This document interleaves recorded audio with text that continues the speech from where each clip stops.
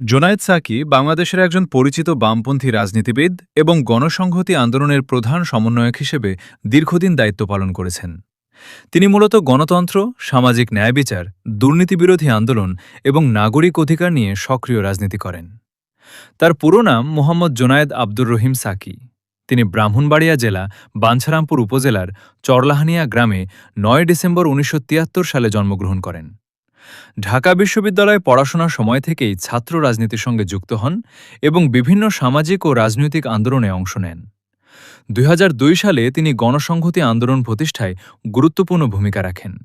দলটির স্লোগান হল পরিবর্তন সম্ভব, পরিবর্তন চাই। দলটি মূলত প্রগতিশীল ও বামধারা রাজনীতি করে থাকে। সাম্প্রতিক সময়ে তিনি জাতীয় রাজনীতিতে আরও আলোচনায় আসেন এবং ২০২৬ সালের নির্বাচনে ব্রাহ্মণবাড়িয়া ৬ আসন থেকে সংসদ সদস্য হিসাবে নির্বাচিত হন। পরে তিনি সরকারে প্রতিমন্ত্রীর দায়িত্বও পান বলে বিভিন্ন সংবাদ মাধ্যমে প্রকাশ হয়েছে। জোনায়েদ সাকি সাধারণত যেসব বিষয় নিয়ে বেশি কথা বলেন: গণতন্ত্র ও নির্বাচন ব্যবস্থা, বিচার বিভাগের স্বাধীনতা, দুর্নীতিবিরোধী অবস্থান, শ্রমিক ও সাধারণ মানুষের অধিকার, রাষ্ট্রীয় সংস্কার ও জবাবদিহিতা। তার বক্তব্য ও রাজনৈতিক অবস্থানের কারণে তরুণদের মাঝেও তিনি বেশ পরিচিত।